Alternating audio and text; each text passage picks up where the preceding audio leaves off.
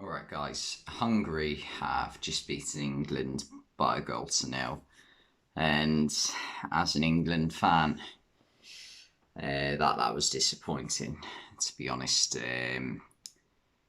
It was just too negative.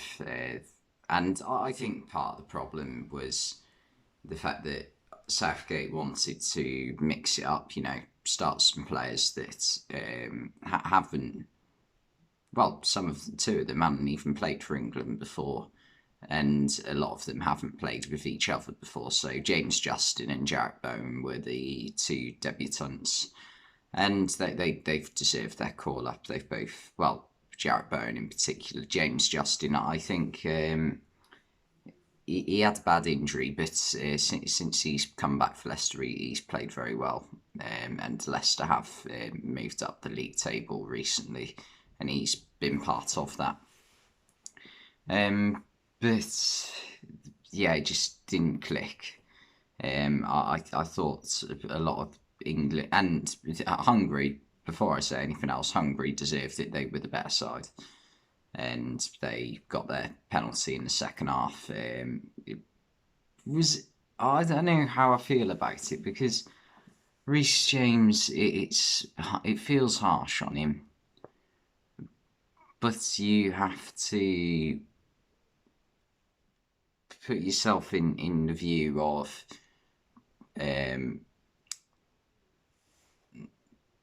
not in Reece James's view, because it, you can give away a foul without meaning to. Obviously, you can, and Reece James controlled it. It wasn't the greatest control ever. He's only just come on the pitch, so it's going to take a minute for him to get into it. It always does, and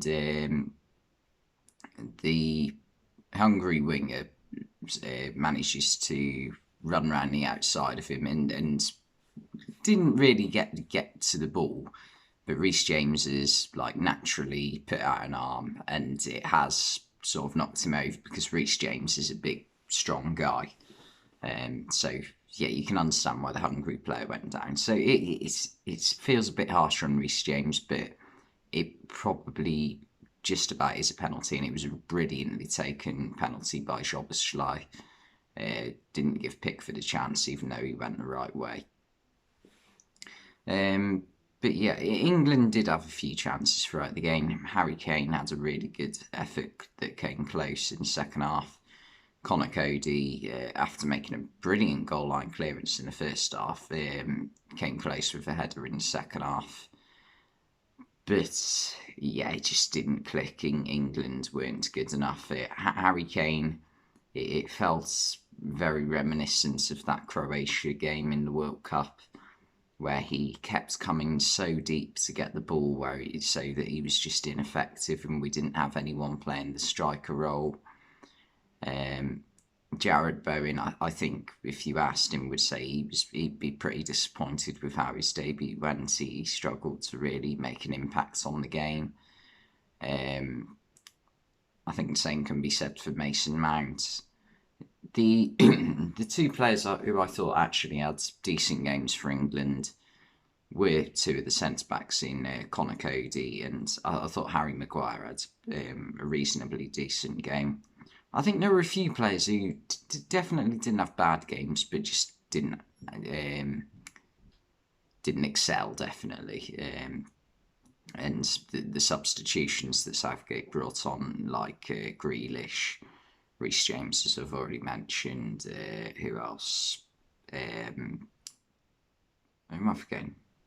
Saka did. Saka had a go when he came on. He made some good dribbles, and it looked like making something happen. But yeah, it wasn't enough, and ultimately most of the subs didn't really make much of a difference.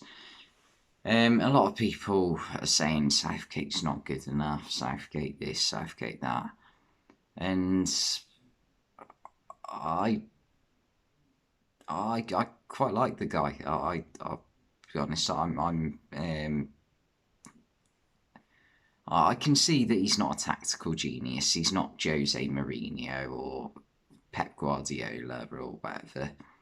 but what he does do and what we haven't seen from an England team in so long is that they've all been brought together, and I think that's massively important, because if you look at the side from 15 years ago, that's probably one of England's greatest sides, despite the fact that they never really got anywhere in a tournament. On paper, it's you could make a case for it being England's best side, the one with Gary Neville, Rio Ferdinand, John Terry, Ashley Cole, Steven Gerrard, Paul Scholes, Frank Lampard, David Beckham, Michael Owen, and Wayne Rooney. But they were all divided because of rivalries. Whereas in this squad, that's not the case. So I think Southgate deserves a lot of plaudits for bringing a good vibe essentially to the camp. Yeah, but yeah, Hungary did really well. They were definitely the underdogs going into the game, and they took the game to England and deservedly got a win out of it. So yeah, fair play to them. Yeah, I'm just trying to think of what else to say. Really, it was a very negative performance from England.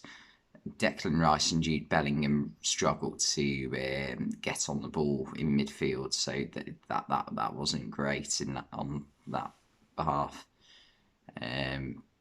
Yeah, I think one conclusion you can take from this game is how important it is to have players who do play with each other, because Hungary started pretty much their best 11, so those players have that chemistry of playing together, whereas these England players, that most of them probably haven't played with each other before. James Justin's new to the setup, so is Jarrod Bowen. Trent Alexander-Arnold's not familiar in the wing-back position with Kyle Walker behind him. I don't know if Bellingham and Rice have played together many times in that England midfield, especially as a two. So, yeah, there is things like that. But yeah, fair play to Hungary. Thanks for watching, and I'll see you next time.